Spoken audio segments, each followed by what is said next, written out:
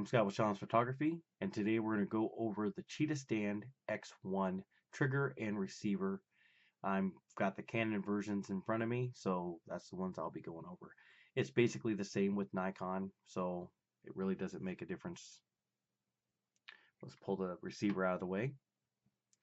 We're going to go over the outside functions first. Here we have our half press and full press test fire button. This is here so you can actually focus and fire your camera remotely using the receiver, or use it as just a test of your flash. Let's just press it, and you can see the little light turns red. That's showing that it's sending a signal.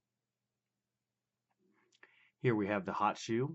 You can put your flash in here, or you can use another trigger setup on top of there. So if you want to run multiple triggers. Let's flip it over this way.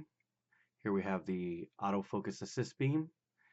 This is a little bit better than what Young Newell and some of the other brands have. This actually lines up on my lens, so that's a plus.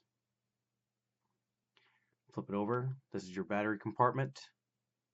This has a metal foot, and it has a twist locking system. Flip it over to the side.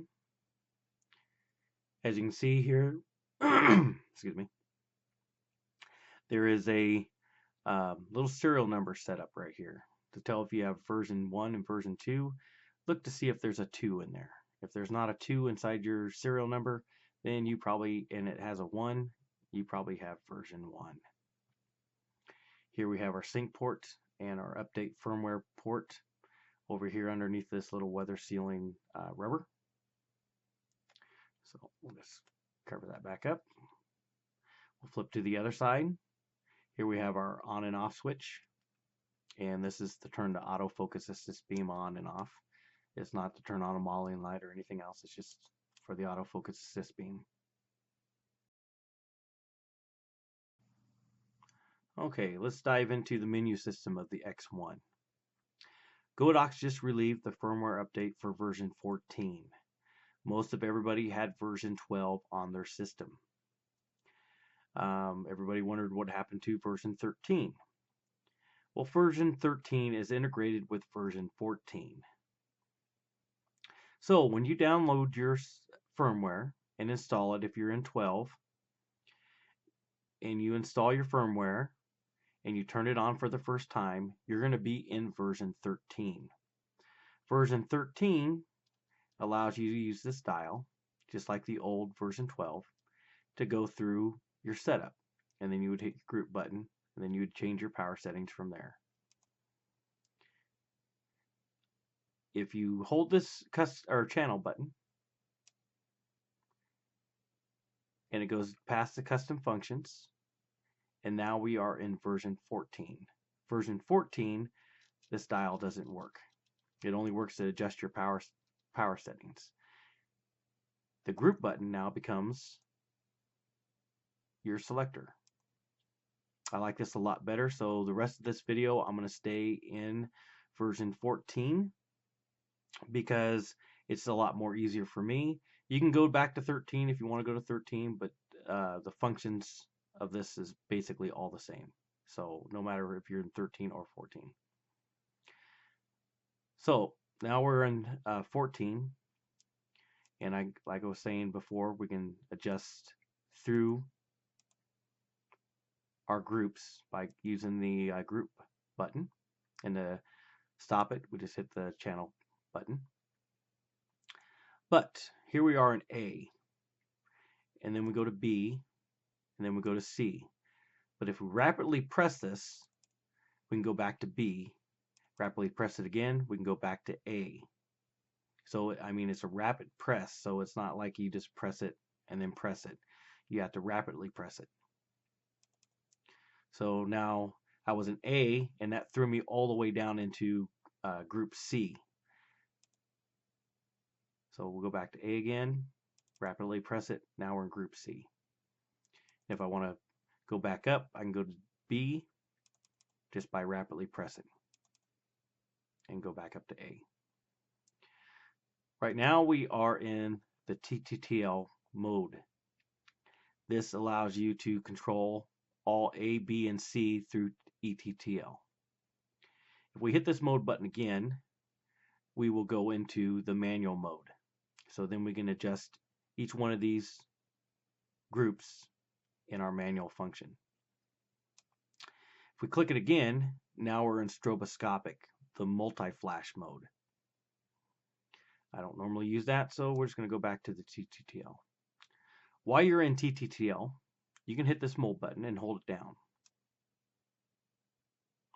Now that'll throw us into groups that you can use ETTL and manual flash together. And this is what I'm going to be set on most of the time anyway. So I can use the dial and I can jump up through, like in version 13 and version 12. I can go through that way, or I can hit the group button like in version 14 and go through my settings that way. So you can see in group A I have it set to 1/64. Group B I have it set for TTTL. And I can go on all the way down to group E. In the same way I was talking about before, just rapidly press it. I can go back up one, rapidly press it, go up to C, rapidly press it, go up to A, rapidly press it, go up to B and then A, sorry, and rapidly press it, and I go down to E. Or I can just use my dial, whoops, function out of it, and then use my dial and just scroll up and down through those. The channel button actually changes your channel. So when I'm in my channel button, I can use my scroll wheel and go up through all 32 channels and go back to one, because this is the one I'm going to be set at while I'm testing, because it's easy to remember. All right, so that's basically the whole breakdown of that whole setup. We're going to come back and we're going to come into the custom function features of the X1. All right, so we're going to dive into the custom function menu of the X1. While we're on this side, I might as well go over, there was two versions of this trigger. Version 1, which is the inland Chinese test market version that was only supposed to be released to China for testing. And then there's version 2, which is the international standards. To tell if you have version 1 or version 2, we'll look over here at this little white spot. If you have a dot, you are using version 1. If you have a triangle, you are using version 2. Thanks to the tech department at Godox. All right, so let's dive into the custom functions. And I probably have to break this up into sections because the custom function menu is not long enough for me to speak. So let's wake it up. We'll hold the channel button and we will go into custom functions. Here we are at 0, and this one is the synchronized delay setting between your camera and the trigger. So if you are having a syncing problem, this is where you're going to want to be. Inside this little guy, we have to go back in here again. You'll see this little time sequence over here icon. If you have to set your time delay, this will show up in your main menu showing that you are on a time delay. This could be used for special effects type of shooting. If you want to press your trigger and then all of a sudden you want the flash to fire later, this is what you're going to use. Alright, so let's go into custom function 1. So we'll hit our menu, our channel button, get into our menu. Custom function 1 is the single contact mode. So what that does is if we enable it to turn it on, now it disables all the TTL pins on this and leaves only the single firing pin. Some people say it works, some people say it doesn't. It works fine for me, but again, I don't use it because I'm using a Canon camera, which this X1 is made for, so I don't need it at all. But if you are using a Panasonic, a Fuji, or a Sony, you might need to use that So it disables the TTL firing pins. Okay, we're going to come back and we're going to go to custom function number 2.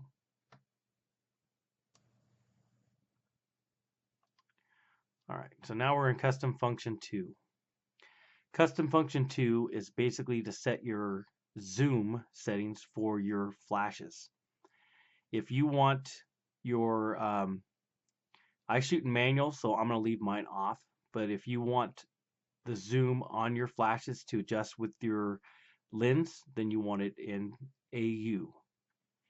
If you are using a prime lens, then you can go in here and set from 20 all the way up to 200 for your prime lens to set your zoom. Again, I do mine all manually, and I'm shooting in manual mode, so I'm going to leave that one off.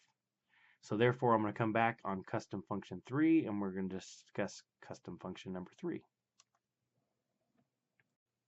Discuss custom function 3. On this one, this is to adjust for the sync port on the side of your X1. If you wanted to communicate with your camera and use it as a remote camera trigger, then you want it on out. If you want to control your flash, you want it on in. So I'm going to leave mine set on in.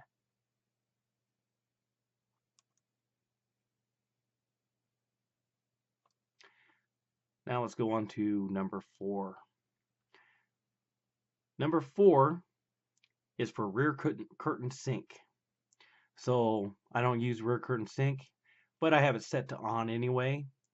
You can shut it to off, but when my shutter speed drops below 1/20th of a second, I think it is, then your rear curtain sync will kick in and fire the flash so you can have the blur behind your subject. All right, we're going to go into custom function 5. Custom function 5, if you are using anything besides the 360 and the 600, then you can leave this little guy to straight 1/128th of a second.